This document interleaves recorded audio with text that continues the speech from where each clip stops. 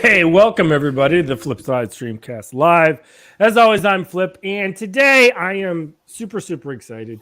I know we're not streaming this one. We're doing it a little bit early because we have to, but I am super excited. I think I've told you all before, I have a few friends that I have stayed and have become my best friends from the military. One of them is still in Guam. Matt, and right now I get my special guest, my special friend Jason Thibodeaux is on today. He is currently the command master chief, of command training. What cryptology? It's the Center for Information Warfare That's Training. it. Information warfare. Yeah. That's it. Center for Information. But before that, let's see. Let's put all these things. He was on the USS John Finn as the command master chief. He was the lead corpsman, for those that's the medic kind of rate in the Navy detailer that was out there for E9s and E8s. He was let me keep going back. He was on the USS George Washington. He was on the USS, I'm trying to remember them all. I have your coin sitting right over there if I had to. What was the other carrier? Stennis. That's it. The Stennis. I've been Jason. It's been 2019, so I'm like all my Navy stuff is dumped off of that. Yeah. But we met a long time ago on the George Washington. He was there on staff as an aerospace medical technician, the lead one, and I was the lead one for the carrier air wing. And so, for those that don't know, when an aircraft carrier goes out to present American power forward, they take an entire crew of the ship and they take an entire air wing. And so we had met there and have some great stories in the Philippines and Australia and everywhere else, which we won't get into today. But here today, we're going to talk about kind of your basis for stuff. I think you, and I want to get into it, is your foundational leadership, right? You've got some tenets that you have. I know you got a lot of them. We're going to talk to 5 specific about them today. But I guess the first question for me, there's all this new stuff coming out. COVID happened. I will fully admit to all of our viewers that from 2019 till I retired, what you and Matt, both of you guys in each in your own right, have gone through, it's a completely different world. And I think that maybe has changed the way you're looking at leadership again. So why don't you talk about that a little bit, of why you kind of started back where you're back where you started, if that makes sense. Yeah, Keith, that's a good question. So, over the years, we start kind of like at the basics, right? And it's the foundational blocks, like, a couple cores. And growing up, I had 5 or 6. And, over time, I really had 13 basics ones. And I'd always build, love reading books and figure out, hey, what are people doing? Like humility, what is the Pope Francis, did a good job kind of carving from there. And you kind of get advanced, right? So the more experience you get, you can aperture your horizons to different qualities, traits, thoughts, processes, and how you curtail a group going forward. And then you're right, kind of COVID kind of hit. And I think a lot of what happened was people started to not be able to lead in person because we ended up a high, teleworking group where we're working from home, where you can't do the same interactions as you do in person.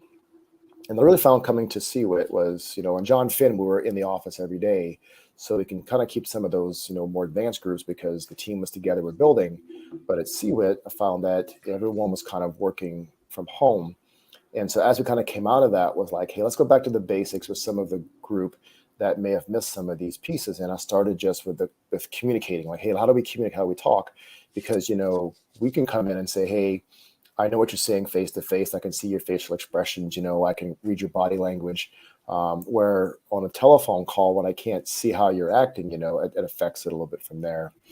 That's a good point. I guess we always thought about leadership as and maybe this is the new thing, right? Where not new thing, but you had a way to lead, right? 2020 hits. Mm-hmm. We're really trying to still, I think we have a good basis as to where we are now is, okay, 9/11 changed us forever. You never get on a plane the same way. Mm-hmm. COVID now has changed us. And now we're starting to see this kind of normalization again about what it's going to be. And to your point, I think, let's get kind of going back to our keeping the new stuff of these, you're going to keep a hybrid work environment at some places, but at some time, but now you're going, hey, how do I revert back to these fundamentals? which I think to you said some of them have now permeated to the top, right? Yeah, and they have. And so really it's just getting back to like, hey, what are the basics in leaderships? And this will help those people, like they can start with the core, they can build their own style as they go forward. Sure. Because like I tell every person when they come to the office, like, hey, you're not going to be me. We're not going to be like, Joe Mattis, we're going to be our own leader. As much as we want to be these great people in time, you have to develop your own skills to become the leader that you strive to become. But some of those core attributes across the board are the same in every one of us. And you have to get better at some of those to really inspire a team to move forward, to be able to meet goals, but also to take criticism sometimes, even as a leader, because sometimes it's hard because like, hey, we're the one in the front leading, but do we always make the right decisions? Probably not. No, probably not. And sometimes people have to pull us aside and say, hey, man, like you're doing some wrong stuff here. Yeah. And if you aren't have the ability to understand that, you're just not going to survive. Yeah. I can see how you can get, and you and I have, and for our viewers, Jason and I have had offline conversations, and we actually regularly do, usually, if not monthly, weekly, to, hey, this is what's happening in my world right now. And I can sit back in my golden retirement chair and be like, oh, so here's when you're like, and I know you and Matt, and I talked to you guys both, you guys are both living it that way. So I guess that goes into your first one, and it's a very familiar one, which I don't think will ever come out of the queue as being in a top 5 for anybody. And that's communication. Talk to me about how you're kind of seeing it in this new light now. Yeah, I think the different points, it's like we went from meetings, right, where everybody's on like a spider phone, and it's like you laugh because like in the military, like we're in uniform, we're all good, but is that person on the phone, like, are they in civilian clothes? Did they shave today? Right. And it's all the funny stuff, like, it's, and you never know the answer to that question. Are they gaffing me off, or are they doing something else? Are they really paying attention? Right. And so how, like, you read the body language on the phone sometime was much different.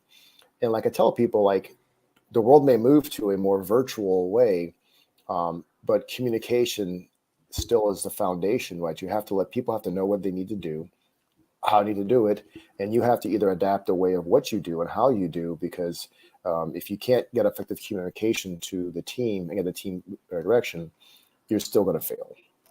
Yeah, I think you brought up a good thing, and for those, just so I'm referencing, Jason had sent me some of his kind of meat and potatoes of each one, and one of the things that you noted is that we the best leaders obviously learn to communicate in a variety of ways to a variety of people. And you had mentioned something that I think you're bringing out here, is that you're transmitting information, right? So whether that's a verbal thing, communicating to each other, I wrote, you got to lead now where you and I used to have to lead in 2 ways, right? We used to, when I was, and this is 2019, so when I was in as the old guy, right? But we led 2 ways, and one of them wasn't even, it was almost frowned upon, right? So it was, we led either face-to-face or we led with email, right? Uh-huh. And it was almost frowned upon to lead through email. But now you've got text messaging that is a formal way of communication and being, I mean, you've got people coming in, young sailors, anyway, even in the workforce, you have young people coming in, and I've done a podcast, or excuse me, a streamcast with Laura Colbert, one of our contributors, and she talked about leading generations. You're talking about it and saying, look, we're transmitting information in new ways we've never done before, and you got to get through that, right? You got to communicate through all those ways and relate to people, which I think it's a foundation, right?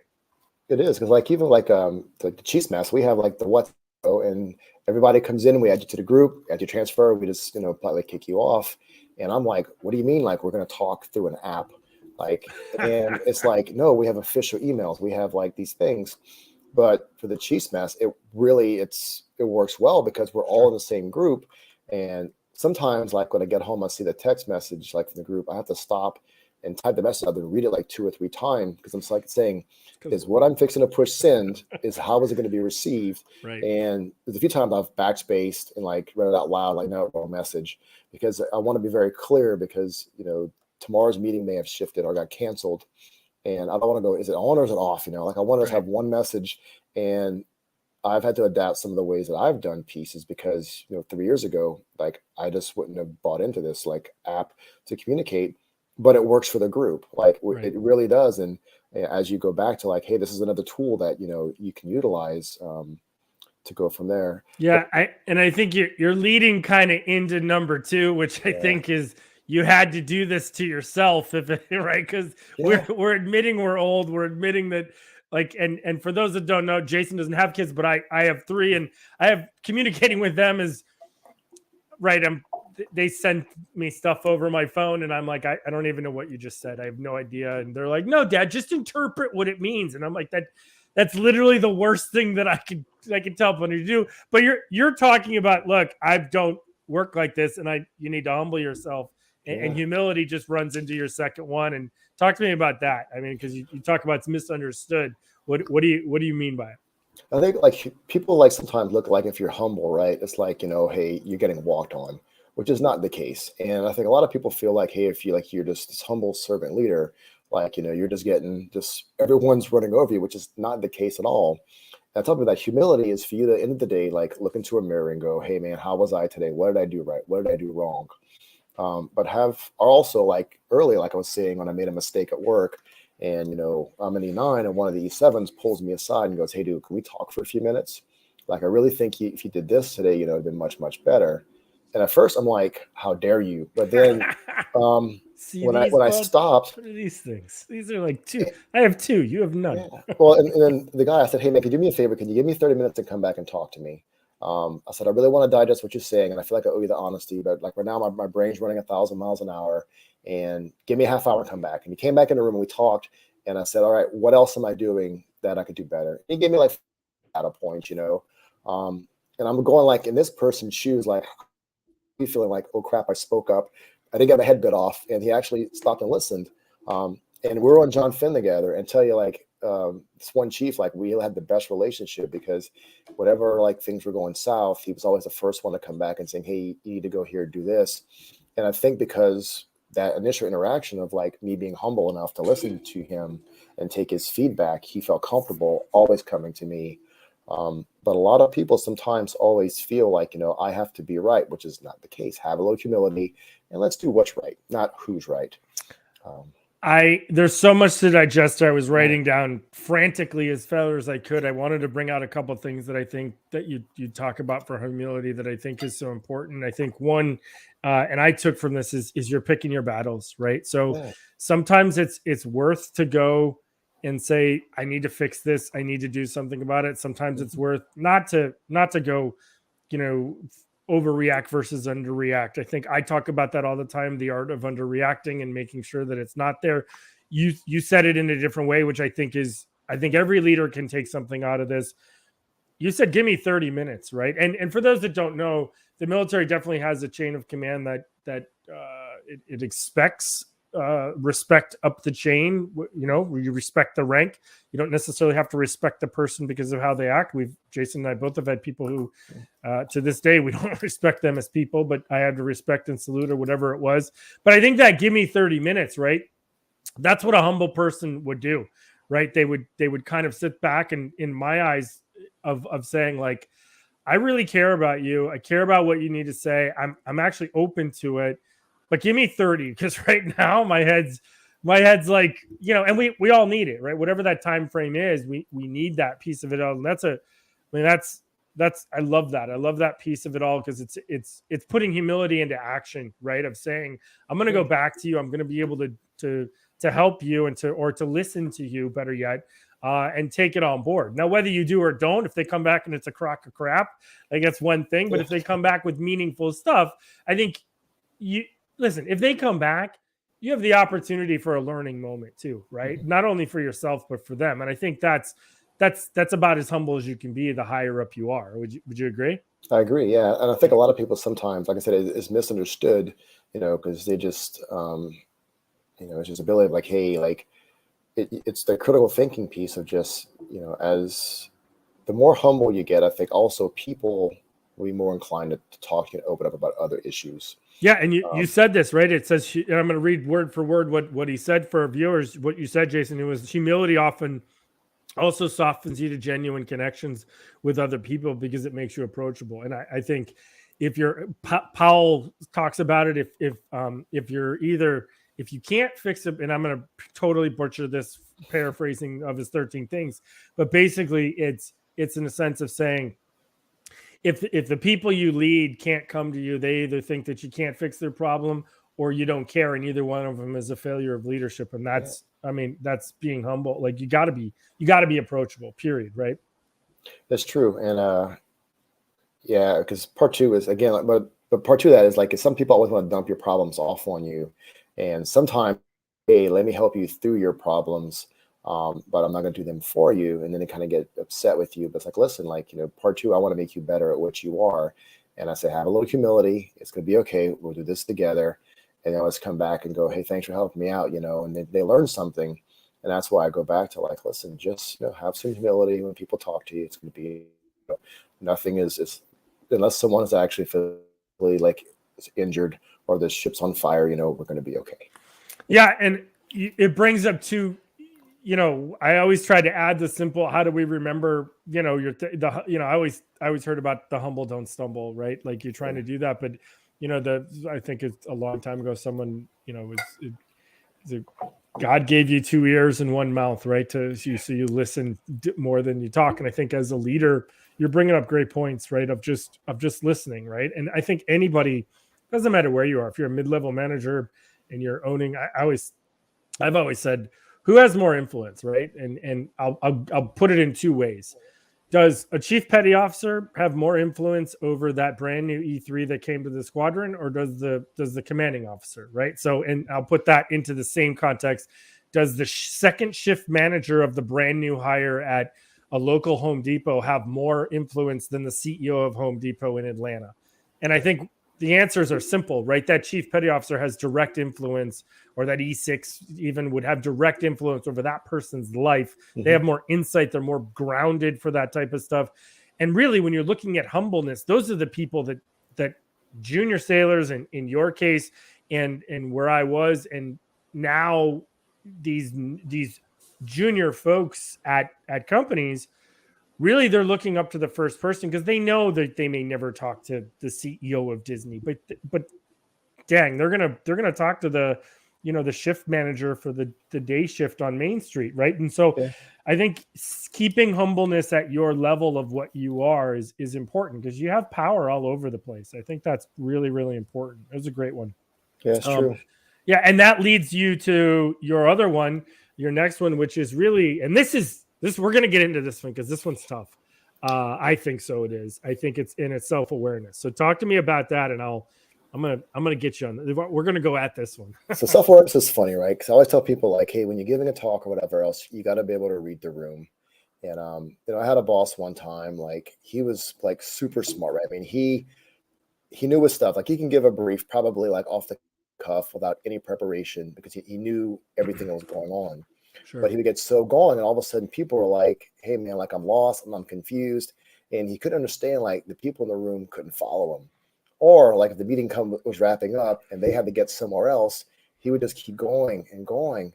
And finally pulled aside and said, hey boss, let's talk for a few minutes. I said, you are an amazingly smart person, but you're very horrible about reading a room. He goes, I don't get it. I said, sometimes you get going and the people, like they have a meeting and you're just keeping people lined up and then they're 15, 20 minutes late getting it. So you need to be self-aware, of like what's next, when's next. But also like if people look confused, like backpedal a little bit and help explain things, because the team needs to really know what's going on. And I think people at times always want to do the right thing, but there's just not a lot of self-awareness about, hey, do people understand what I'm saying? Do people kind of get, what's going on? Are people aware of their surroundings? Because if a problem arises or comes up, or how do you do all those issues from there? Yeah. So I love these ones, right? So as most of our viewer knows, I have a 15-year-old and a 13-year-old, and let's go cycle back for each of them, probably about 7 years. And I can just remember when one gets in trouble, the other one will always want to be up and be like, well, I was great. It wasn't, she did the wrong thing, but I'm doing the right thing. And I just remember our youngest one was our youngest, my middle girl, Jocelyn we'd be like, Jossie, read the room. Read the room right now. Your mother and I are not in the mood to like bring up something, whatever it is, like read the room. And it's an adult, that is a very adult thing of being able to read the room. I can remember something I used to do, and this is, all our military friends may cringe at this, but I used to go to the first class meeting and I would take off my blouse of my what do you call them? The utilities. Mm-hmm. And I would have everybody else do the same thing. And I said, listen, we're here. We're all going to talk. And I said, there is no rank in this room. I want to talk to you guys on the real. Right. And so we would talk on the real. I was a CMC at the time, and we would talk. And I had one person in the room who I knew was my temperature gauge. And if that person was engaged, I knew everybody else would be engaged from it. Right. Because it was I love him to death. And he made chief, and he had some problems going on in his life that he just didn't need to be engaged at work as the amount that he had to be. But that was my gauge, right? And so it's a great example of what you're saying of being like, there are some, and in the civilian sector, you got a lot of smart people who they can blabber off anything in the world. And I'm like, dude, nobody understood any of that. Like, you didn't realize, like, just knowing when to shut up is an art form. Like, there's a bunch of them you could say, that just being self-aware about yourself. And that's not easy. Let's be realistic. It's not easy, right? Yeah, because the first time on Finn, we go to one of the first like department heads, syncs, whatever else, and they're rattling off all these acronyms. What does that mean? What does that mean? And EXO goes, all right, guys, like CMC's coming from a carrier. He's a corpsman. He doesn't speak small boy language. So you need to be aware of what's going on around you. And like 6 months later, I kind of had enough to be kind of ask questions. Dangerous. And of course, I would always say, well, why are we doing this? Why are we doing that? And EXO goes, crap, I should have kept you in the dark and all this stuff. That's right. Treat the CMC like a mushroom, right? Keep him in the closet and keep him dark, right? Yeah, but then the funny part is when I interviewed for the job at CWIT, the CEO was kind of like, he didn't want like another Intel guy. He wanted different, and he just saw my background. He's like, that's exactly what I want. I want someone who doesn't speak our language, who's going to challenge the status quo.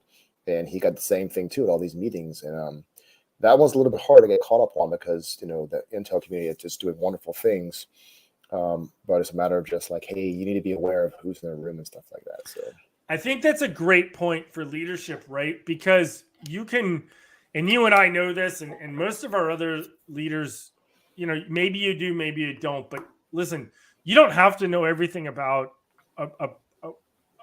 where you're going to be in. We did it all the time. Like, so for those that just don't know, the military lifestyle, you're moving pretty much every 3 years to a different place. And it could be very different as to what. Now, normally we keep ourselves in communities. So you would have a surface ship community, like the destroyers and cruisers, or you would be in the aviation community where you could be at a squadron. But even in the aviation community, the helicopter community is very different than the F-18 community, and they're both very different from the VAW community that was out there too. So what I think was fundamental, though, and what I loved, is that leadership, you could take it, and you had to be self-aware because you knew you didn't know, right? Mm-hmm. Like, you knew stepping into that ship, having never been on a small boy, what we would call a small boy ship, you had to be, you had to learn what you didn't know, and then learn their leadership of how their operating was there. And I think that's important for anybody. What you go is that it's easy when you walk into places and you don't realize, what don't I know, right? And I just got off another Streamcast where we were recording one, and I would tell you that, we talked about the fact that one of the last questions, and you've done this just like me, when we would turn over, I would ask all the right questions. What's the mess like? What's the CO like? Yeah. What's this? What's that? With that, my last question was always, what don't I even know to ask? What don't I know and don't even know to ask you about, right? And that's that self-awareness of saying, dude, tell me what I don't know. And I think that's important. You're specifically talking about being in a room and just not knowing your audience and stuff. But I think it could be applied. This thing can be applied across anywhere. Yeah. Yeah. just being married, I mean, be self-aware when your spouse comes home in a bad mood, before you like ask her some weird questions. We talk a lot about the kids and the wives and everything else that we have here in our spouses. I think another piece of this that you mentioned that I do want to get into a little bit, it's one of my tenets for my everyday leadership course, and that's relatability, right? So how do I take something if I'm super smart and I did, because I had a good friend Jordan on here, and she would tell you, she was like, I worked really hard on that, and I don't want to necessarily quote unquote dumb it down, right? I don't want to simplify what I need to, because it doesn't deserve that. And I think that's fine, but we're meeting a mission, right? As a leader, you're trying to meet a mission and meet a goal. And so you getting everybody to either, whether it's work together, you get people understanding your point of what you want done or what it needs to be done, right? That's about relatability. And you have to understand, I think to your point, when you're speaking in Greek and you need to speak in crayon, right? Yes. Does that make sense? Yeah, it's very, very true. So people just be aware of what's going on around you. Yeah, absolutely. So we're going to move on to another one. I think this is definitely more of one of the stoic ones. It's one of the ones that I think everybody has on, because I love so far communication. I think when I look at this, and let me do a quick recap of where we're at before we go into the next one. But when I look at communication, I look at it as it's always going to need work. It's never, it doesn't matter. It changes all the time.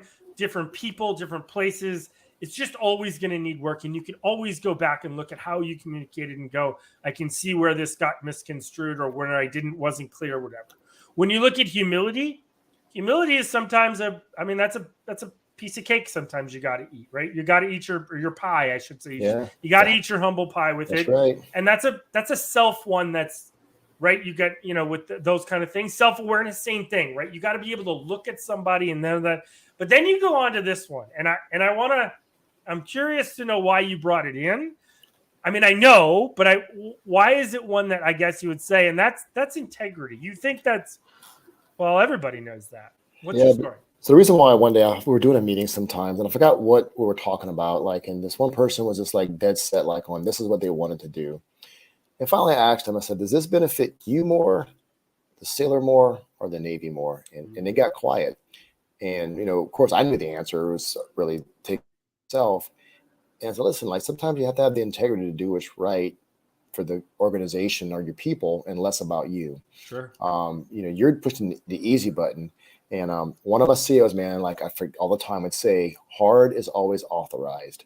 And we talked about it. And he says, listen, in every process we do, right, don't push the easy button because it's easy. Hard is authorized in every process. Give me something that's foolproof. And we joked about it sometimes because, we'd always go back and forth saying, hey, what's right thing to do? What does right look like? And I tell people, if you know what right looks like, integrity will always follow suit because you know the right answer. You have proven the right answer, but yet do you have the integrity to make the decision, or are you going to do what's best for you?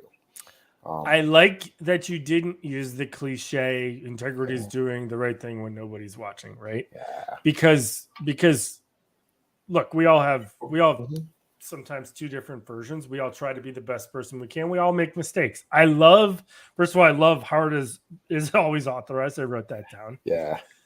Dave Clipson, and Dave just as well as I do. He's a good friend of ours, working for Bureau of Medicine Surgery.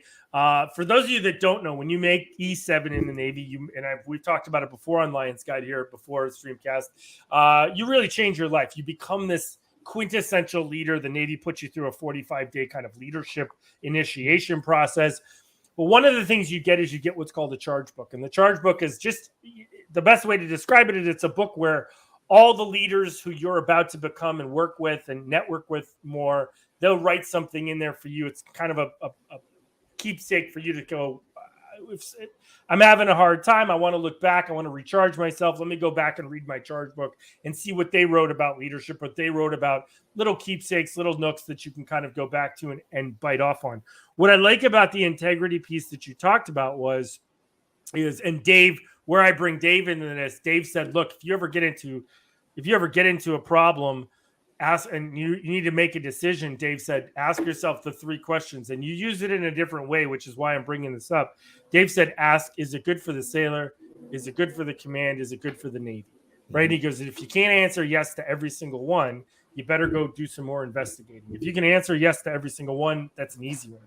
I like your framework though about it, of saying it's you were looking at from a personal standpoint of saying it's a decision, and the decision, it makes it easy for me if I make this decision. It maybe make it easy for the sailor, but not the command, or vice versa, or whatever the things are. It's looking at it in a different light, and I've never seen it look like that. I never saw it from that angle, and I like that angle of how you come across it. Is it because you're seeing people make decisions that are just, that you believe are, I guess, are kind of the easy way out of saying, Yes. well, we could just do, okay. I've seen some sailors get in trouble, and I really felt like if the leadership would have got engaged when we said, hey, go look out for this, go look out for that. But instead of them taking the extra mile, would have been like an hour of work, 2 hours worth of work. They just said, forget about it, and like we had to take a sailor to the NJP and get in trouble because the leadership, didn't do their part. Now the funny part of that was like, so the CEO and I did the mast, and then once it got done, like we pulled the leadership into a room, and the integrity conversation came up with the CO, with the command, because part was like, hey, you didn't do your part. And because you didn't do yours, like I had to do what I did. And everyone felt like, the CO should have let the sailor off. And we had a long talk about it, and I felt the same way too. And I said, so I know we have a standard and I get it and I'm all about it. But what about the people who could have prevented this? And he says, hey, he says, trust me, we will take care of this down the road. And that's the way he drove home that integrity of doing what's right. And how I watched him handle that conversation was just amazing, because I would have not have been kind of as genuine in how he came across, because I was more upset and I know that had been more of a direct conversation where he put it in a way where they actually felt guilty. They actually felt disappointed afterwards because they kept trying to fix the problem once it came up. But the thing was, you should have prevented this a long time ago. Sure. You had the integrity to do what's right. You were warned. We give you warnings, and yet you still didn't do what you should have been doing. Right. Yeah, I think you can always look. It's a Swiss cheese effect, right? Like you can look back at things and say to yourself, this directly happened because of these other things. And I think when you look at integrity, it's hard sometimes to put the pieces together and it's not hard. It's not hard in the end, right? So it's not hard for our viewers. It's not hard in the end when you look at those decisions and kind of say to yourself, hey, this is what got us here, right? Mm-hmm. Now, we always take onus if you're taking self-awareness on every level. And I love to talk about both sides. It's not just the leader.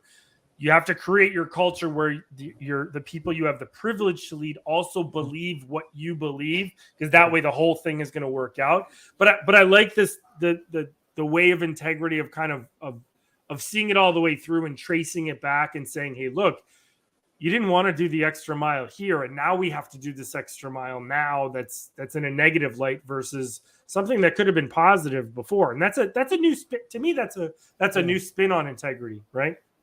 Yeah, because it's one of those. It's just I can tell you, the whole cliche, right? Doing the right thing when no one's looking. Nah, man, that's not the case. Like It's doing the right thing all the time. Right. And I never forget. Like one of my friends, Vic, always said, like Jason, like you're just always doing the right thing. Like and sometimes it's the shortcuts. But he goes, you know what? He goes, the fact that you always take the long way to get there, like it just makes me reassured that there are people in the world who just want to do what's right and doesn't care as much about who's right from there. I'll back up, Vic. I know you're very stoic and you're very there. And we've and so to the viewers, Jason and I have had millions of hours of talks back and forth about things. And there's been definitely times when both of us, and I think this is, and by the way, so to everybody knows, you want this relationship like Jason and I have, which is just, you could talk to someone who's not within your wheelhouse, and I've gone to him for things when I was dealing with leadership issues. You want to have a peer, you want to have a colleague to be able to bounce stuff off of. And both of us have been like, dude, I want to just let me get it out. Yeah. Let me get it out over this scotch, over this whiskey, over this bourbon. And then you go, yeah, but and you're like, yeah, I know. It's right? Like the truth, man. Yeah. Take your hands off the neck. I know we don't, the proverbial neck. I know that we don't want to do that. But yeah, I mean, I think integrity, integrity is this staple, right? I mean, it's one of the, if I looked at, you think about courage, you think about honor, you think about like a ton of the other ones that carry that almost coat of arms type things that should be written on there. Integrity is that one. But what I like about your 5 most important tenets, and we're getting into later about a little bit your other ones and coming back to do it, but I love that integrity stands out as it's like, it's not an off. It's not, I want to say it's an off-center one, right? It's you need it. It's a staple that, look, you got to be this way. I talk about all the time, honesty, consistency, and transparency. Those are things that you strive for to be able to do, so you can build trust, respect, and loyalty, from the people that you have the privilege to lead. And integrity for you reigns up there, up there when you're able, because if you don't have it, I think this leads into your last one. Yeah. If you don't have it, you're not going to gain influence over people. And I know you want to clarify influence because it can have some connotations that you might not like. So go ahead, clarify your influence of how you see it. Yeah. So the funny part, so my friend Scott one time always told me, like, the definition of true influence is getting someone to do something they don't want to do without asking. Right. And I'm like, how do you do that? He goes, I don't know, man, but that's it. Definition of influence. Right. And I tell people, like, when you got to think about influence, it's, they call it the dirty word, right? Oh my God, I'm influencing people. But it's not about kind of getting your vision across or influencing them to do what you want to do. A lot of that comes down to like having that relationship with people, and not manipulating them, but just really, being transparent, having a little bit of trust. And I think as you influence people to want to do something, they're going to buy into whatever you're selling, and they're going to be much more productive. They're going to be much more like involved. They're going to be much more part of the solutions, to help to get you what you want to. Because sure, I can walk in and say, hey, we're going to do this. This is how you do it, and here's your, your direction you got to go, and then go from there and go paint all the walls red, whatever else. But if you can somehow get the team moving forward and they come back and say, hey, we really like to use red paint for the walls. You're like, yes, I have succeeded. I got what I want without having to be the person to make it go from there. And influence can be tricky sometimes because a lot of people want to be too pushy, where you have to have that balance where it's the team can grow, but yet you kind of influence is more like a guide them in the right direction.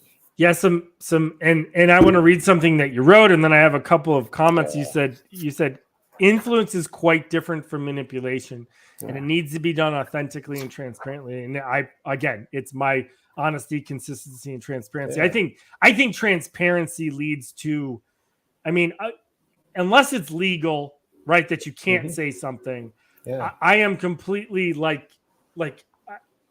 transparency. I think is it helps in so many ways. It keeps you from going down roads you don't want to go around. It keeps people informed. It manages expectations. I think it's just absolutely there. And you mentioned manipulation.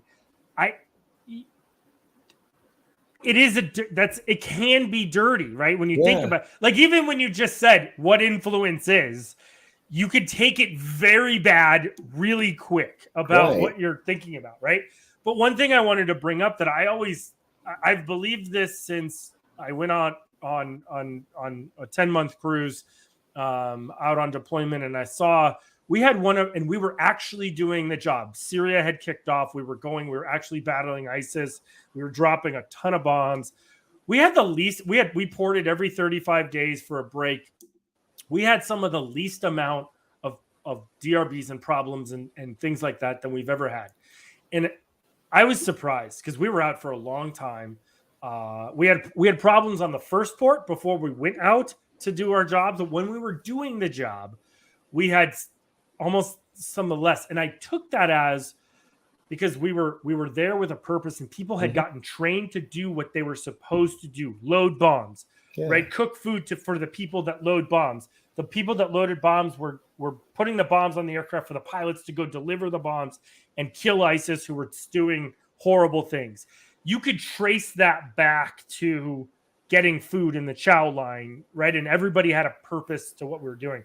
A lot different. Jason and I went out on the George Washington, and we were there when it was a show of force, which is, it's kind of you know, it's a, here we are, look at us, we could do something if we want. But I wanted to bring to the point though, when you talk about influence, if you have a great culture and you have a great, people are there, like you hire people to do, like, now fast forward to the civilian world, you're hiring people to do a specific job. They want to do that job because they signed up to do it. You're compensating them well. You have a good culture. You're getting good benefits. Like, there's not, influence is only something you need to do when it's needed, right? When it's like, hey, I need everybody's buy-in on this, versus like, oh shit, I got to get people to do something. And I'm going to bring up another kind of thing that we did. But what's your take kind of on if you have the culture, influence is kind of not needed, right? It's that slight, it's that, hey, hold on. Yeah, go ahead. Small adjustment. So one thing when I got to Finn, right, it was a very weird culture. And so like the mess deck is near my office, right? I can poke out, and some of the cooks would play like music like on the speakers, which, profanity, like this, not what I really want people to be hearing. So one day I went to the group and said, hey guys, let's talk about the music. I said, why do you choose the songs you choose? And like, well, I mean, it's what we like. I'm like, well, not everyone likes what you like. And they go, well, and one guy goes, well, that's their problem, not mine. I said, true. Ooh. I said, but do you like listening to the stuff they do? Well, not really. So then what do? Well, I put my earphones in when they play their music. I said, so let's find something that's more suitable for the crew during meal hours. And if you want to listen to what you want to, then just put the headphones in and don't play that kind of music where everyone can hear. And he thought about it, and he goes, Max, I never thought about that. Like, I'm really kind of offending people. I said, you are, in a way, but let's not do that. And let's make it where the culture is everyone wants to come down. So then it turned into meal hours were always about 80s music. And so I kind of giggled because the group had amongst themselves had decided that was the safe bet, Right. And they had done all these playlists. And so for deployment, like it was always breakfast, lunch, and dinner was always just whatever 80s. That's hilarious. Because it's funny. Like, I know this stuff. I grew up listening to this, Rick Springfield, and Journey. Sure. And then when he was checking out and leaving, he kind of said, hey, Matthew, thanks very much, because you got to take a way different approach. You got to come in and like just shoot us up and down, tell us take it off. But you talk to us like we're human beings. And he goes, you really influenced to get what you wanted, which was better music. So that way people didn't complain as much. And he's like, I'm on to you. And he goes, that was slick. And I said, well, listen, it's not just for me, it's for everybody around. But it was funny. But, whenever he left, he said, hey, thanks very much for like taking a more better approach to that, because it could have been much worse. Yeah. And I think it's how do we put it? Like, like if you got, I'll take the extremes, right? Like you've got rap and you've got like country music, right? And you're like, it's sometimes you find one that's in between. But I think, and for people who don't know, you find when you're out on a ship, there's a dichotomy to the world that is out there, right? It's very much like the United States as a whole, just depending. So if you went to an aircraft carrier, and Jason and I can attest to this, it's 5,000 people, but in there you've got plumbers, you've got electricians, you've got people who, right, when the toilets are full, you've got people to go to fix that, as well as when, right, to cook the food. Like you've got every single thing. You've got mechanics working on cars. Yeah, you got every single thing hair, is the same. There's people stocking the storerooms. Yeah, absolutely. It's its own city with all its own thing. So what you end up with is all. America has all these problems, and you say, okay, it's the military. Well, yeah, we still can only do so much with it's the military, do what I say type thing, because we as leaders, and I think every leader finds this, I think you find when you get to the top, it's not always do what I say. You can't just, like, Joe Biden doesn't just walk around and go, I get anything I want. It doesn't work like that, right? Congress stomps him, right? Like you're being judged. And I think as a leader, when you move up and you're trying to use your influence like you did, and that's a great story, because you're finding that what's happening is that, look, did you say use 80s music? No, I didn't. They chose on their own. I could have told you, yeah. So they think they won, and I'm like, no, we both win. Yeah, and for you, and I know Jason, and the 80s music is not Jason's favorite genre. He likes all kinds of genres. Yeah. He's a Louisiana boy, and so I know he has influences all over, but I think it's funny to think, though, that they landed on 80s, and I only say that because, like, Peyton, my oldest now, is like doing... she's like I'll be like, put music on, and she'll either go when she's ready for soccer, she'll put on her hype music, right? Yeah. And it's hype. And when she's, I'm like, hey, put something on, maybe we both like. It's not the same genre of hype with just less of intensity. She goes to the 80s stuff and she's like, yo, let me put on some this or that, or I'd be like, where'd this come from? And so I think and music to me is a great thing, but that's a great, I love that influence piece because I think it really shows that people are making those decisions and you don't have to be like, do what I say to influence somebody. You can let them make their own decisions. And it sounds like everybody came to the conclusion, how do we all get what we want or what we'll all settle for, which would be okay, right? I mean, and that's kind of the best thing of influence a leader can do when it looks from a leadership dichotomy. Yeah, because the opposite of that, the funny part, when I was third class, I was at Camp Lejeune, and the base general, like he's a two-star, comes to the clinic just for an appointment, and I'm getting him checked in. We're just making small talk. How's your day? And he's like, let me tell you a funny story. Like I walked into work this morning and I said, hey, I think like the front hedges need to be trimmed a little bit. And he goes, 3 hours later, like this ground crew shows up and they're planting brand new flowers. And he goes, that's not what I said. I said they need to be pruned. And he goes, I don't know how it came from. Let's trim them. So let's plant brand new ones. And I was I said, is that bad? He goes, yeah, it's kind of bad because I wasted a bunch of money today, but it's not my intention. And he goes, I got to have better influence on things in the future. I got a great, I use this one all the time. So a good friend of mine, and everybody will get a kick out of this one. I think it's a great story. Good friend of mine named Angelo was with him at SAR school and aircrew school. He also got to be a CMC. He's also for our viewers who don't know, the communities like we talked about a little bit are very different. And the aviation community is its own thing. And within it, you can have the helicopter community, you can have the jet community. You can also have the P3 community, which is all land-based. They love their per diem. They'll tell you all the time, we love our per diem, and they fly in these big now P8s, which is just like a Southwest airliner now. And Angelo lived in that world his whole life. Well, he got, just like Jason did for our viewers, he got a destroyer. He goes out on his destroyer, and you have no idea, I think, when you're first a leader, what influence you potentially have. And when you're humble, it's a kind of a shock to say, oh, I don't deserve that. Hold on. Right. So Angelo leaves on a Friday and they're joking with him. He had just turned over. This is a true story. And they said, Master Chief, the weekend crew is going to paint your office. What color do you want it? And he jokingly said, just like the trimming of the trees, yeah, make it pink. And he did not, he didn't even think twice like they would do it. He thought they would just do haze gray. Shows up on Monday morning and his office is pink. Now he's thinking these guys got me good, right? And they're like, that's what you wanted. And they really genuinely thought. So now I just want everybody to understand what this goes into this. And Jason knows this. They had to go get pink paint, check it out, find it, get it tint, whatever.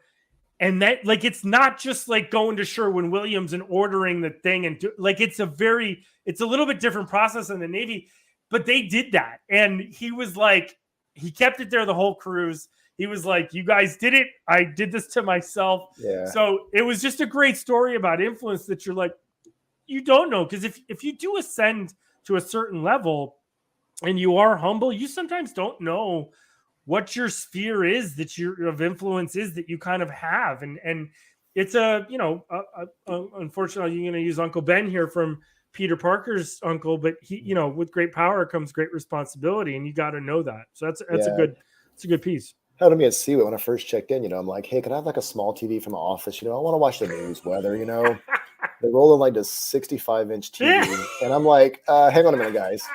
So I call like the supply. I'm like, hey, thanks for the TV. I really appreciate it, but that's not going to fit in my office. I was looking for like a 35er. Well, that's all we got right now. And so Alan comes back in. He's like, hey, Master Chief, like, I got you. I'll take care of it. And he's giggling because, he kind of knew that what I needed. And so you get the TV mounted to the wall, and I helped him out. I'll be done. But the thing about Alan was good because he actually did all the jobs to get like a outlet run, everything done. So that way it's all done professionally. And it took a little time, but it's just made me giggle of like, yeah, you got to be careful what you ask for from here on out. So come up like 2 weeks later, hey, do you want new furniture? Nope, the furniture in the office is perfect. Leave it the way it is. I don't want anything new. We're calling Lazy Boy right now, Master Chief. Yeah, well, I could hear the CEO like, you want a TV, you want all this furniture. What are you doing down there? I love that. That's great. Well, listen, I want to do a quick recap, and then I want to talk hopefully about maybe your future. But so listen, for everybody, if you're catching late or you're just hearing it, which I don't think you will be. Let's go through your tenets one more time and why I think they're important, why you think they're important, more importantly. And that's the first one is communication, right? Yeah. And I think it's going to be the staple. I think in 200 years, in 400 years, we could still communication will still be there, right? I think it's something you can continue to work on no matter what. I think your second one is humility, right? And I think just the humble don't stumble, being humble and just keeping abreast. And you mentioned something in here which I want to bring up, and that's being like a lifelong learner. And the more you learn and the more you're open to learning in every situation, I think it may be the exact same thing you just went through. Yeah. And it could be completely different and you don't even realize it. And I think that's good. That's true. That brings one that most people don't talk about, and I love it. And that's self-awareness, right? Of knowing when to shut up, knowing when to read the room, right? I think that is an absolute, I think, tenet and staple to foundational leadership that you got to be able to do that. And it's not easy, right? It's not easy to do that. You have to work on it. And I think that's something to mention about all of these is that, and it goes back to humbleness really, but you continue to work on everything as far as you go, just because you're you're at your third tour now as a Master Chief. You're not, I mean, you're still learning. You're still learning, whatever that is. And you're actually, which I think is incredible to really recap everything. You're actually going back and saying, hey, let's go back to some old things and make them new again, right? In a different light. And not just saying it for the sake of saying we've always done it like that, but to going back and that's really your foundations to everything. The coat of arms, right? It's integrity. Like you always have to have that with what you have. I think you gain so much by getting that. I think that's super important. And then your last one I love is your influence part.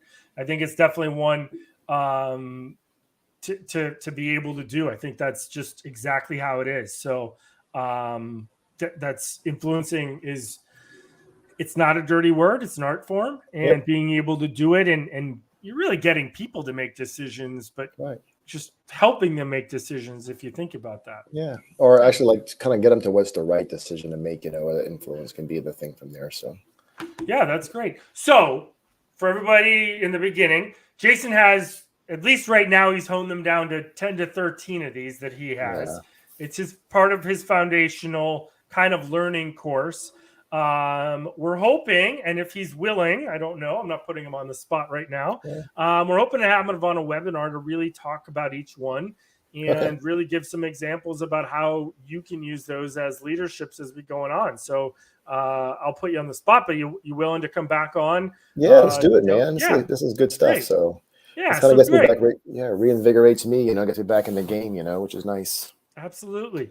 So listen, the plan for all of our viewers is that Jason will come on do a lecture on this series. He'll have his own kind of series for that. And we'll see what that leads to. But I think foundational learning is something that I think we can all take a thing back. I love the view from the front line, if you will, that it's coming back around again, right? Like we have all this things happening with COVID that really made us do these pivots. And I think part of what you're preaching is to hey, we now have all these new stuff that we know about, but let's now take that knowledge and bring it back and merge it with our fundamentals. And I love that part of fundamental learning. I think that's great.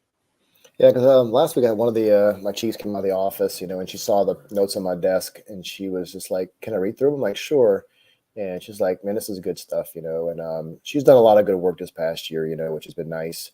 But she kind of asked what was this about, and I told her, and she goes, "Yeah, it makes perfect sense." And she says, "Yeah, I kind of cut on now because little by little you've been kind of just slowly dropping these in conversations, about all the traits and stuff like that." So yeah, and I think it's I think a good thing to expand on in your, I'm not telling you how to run your own lecture, but I think a good thing is the application, right? About being able to leave those cookie crumbs for people and be able to, to kind of, how do they pick them up? Because I've said this before, one of the most successful, and Jason knows this personally, one of the most successful campaigns that the Navy and Marine Corps ever ran was called the That Guy campaign, where they never promoted that guy, and that guy campaign is about the drunk guy that, is there walking on the street puking and everything. Yep. And what they did was they put it on keychains, they put it on playing cards, and people would just see it. And they never promoted it big time. We never got told, go promote that guy at quarters or at the meetings. It was just, it came from the bottom. And what you ended up with was the sailors themselves being like, dude, I don't want to be that guy. Yeah. And so, and it was effective. And I think that's the thing about foundational stuff, right?